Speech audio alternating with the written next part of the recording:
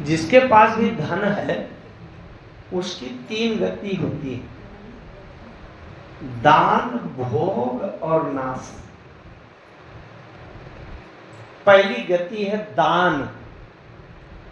अगर धन मिला है तो धर्म के काम में सहयोग में दे दें, वो दान, पवित्र दान है। दान और भीख में अंतर है।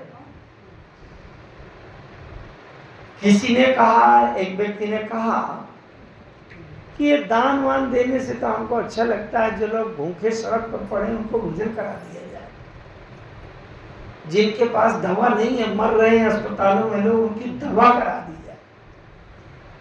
हमने कहा काम तो अच्छा है, लेकिन वो दान नहीं, वो भीख है। दान में और भीख में अंतर होता है। भीख जो देते हैं हम अपने से छोटे के लिए देते हैं, असहाय गरीब मान कर देते हैं, और दान जो देते हैं अपने से बड़े के लिए, ऊंचे के लिए, भगवान के लिए, देवताओं के लिए देते हैं।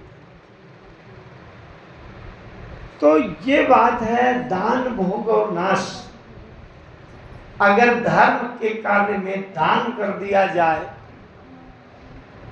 गोस्वामी जी लिखते हैं, सो धन धन्य प्रथम गति जाकी।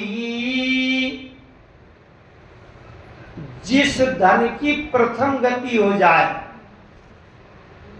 जैसे हमने कमा के इकट्ठा किया, लेकिन कुछ धन धर्म के काम में लगे, मंदिर में, पूजा में, अनुष्ठान में, व्रत में, सत्यनारायण की कथा सुनने में, तीर्थ जाने में, कथा में, तो जो धन दान में लग जाए, धर्म में लग जाए, सबसे श्रेष्ठ स्थिति है। और दूसरी स्थिति होती है भोग में। भाई ठीक है, हमने कुछ दान दिया या नहीं दिया, लेकिन हमने खूब अच्छा अपने लिए मकान बना लिया, सुख सुविधा में रहे, अच्छी कार ले आए, बढ़िया अच्छा रोज भोजन करते हैं, मेवा मिष्ठान, तो ये भोग हो गया, दूसरी गति होगी।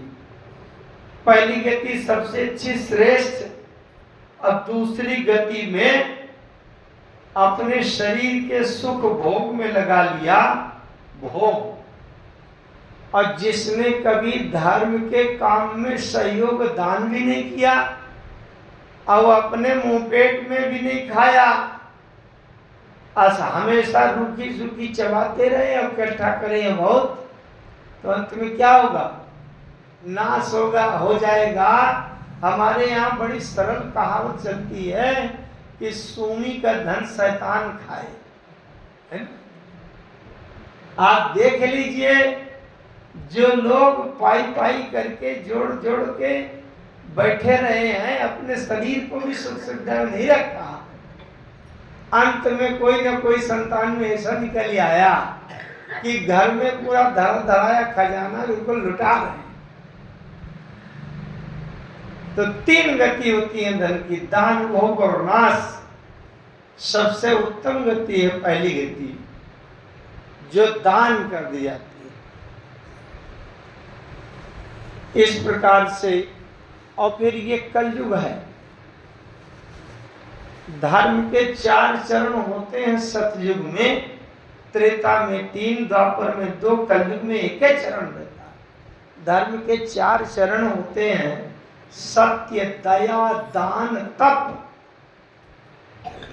सतयुग में 4 रहते हैं, त्रेता में 3 रहते हैं, द्वापर में 2 रहते हैं, लेकिन कलयुग में केवल 1 चरण रह जाता है। प्रगट 4 पद धर्म के, कलिमहु एक प्रधान। जेन कीन विधि दीने, दान करई कल्याण। येन केन विधि दीने, इसका अर्थ हुआ जिस किसी भी प्रकार से दे दिया जाए। कुछ लोग ऐसे होते हैं कि साधारण उदारता में नहीं देते, तो उनके लिए कुछ ना कुछ दूसरी जुक्ति लगाई जाती है। जुक्ति ये लगाई जाती है कि उसके बगल में गरीब आदमी बैठा है, वो 1000 दे रहा है और आपने दिया नहीं है, दिया है तो 10 रुपया दिया है। तो कुछ ये कहा जाए कि आप जिसके बगल में बैठे हैं आपके 10वें अंश के बराबर भी नहीं है धन में, संपत्ति में, और उसने इतना दे दिया है। लज्जा के मारे, संकोच के मारे, जोश के मारे, अहंकार के मारे उसने दिया 1000 रुपया, तो आपने 1000 करोड़ कहा ये लो मेरा भी लिखो। तो कहते हैं अगर ईर्ष्या से या किसी की बराबरी के कारण किसी भी भाव से अगर दे दिया जाए तो ये न केन विधि दीन्हे, जिस किसी भी प्रकार से दे दिया जाए वो दान से कल्याण होता है। तो देते रहने चाहिए। मेरा मतलब धन इकट्ठा करने का नहीं है। किसी के 10, 25, 100, 50 रुपया दे देने से ये कुछ पूर्ण होने वाला नहीं है, लेकिन 1 रुपया भी आप समर्पित करें तो ये पक्का हो गया कि आपकी भावना तो यहाँ जुड़ी, भावना से सहयोग आपके हृदय से है। इसलिए कोई भी जब को देता है तो ये पता चल जाता है कि भगवान से इनकी भावनाएं जुड़ी हुई। इस प्रकार से ये माताएं बड़ी उदार हृदय की होती हैं। आप सभी लोग बहुत पवित्र विचारों के हैं, तभी इतने बड़े गांव में इतने गिने चुने लोग आ पाते हैं। आज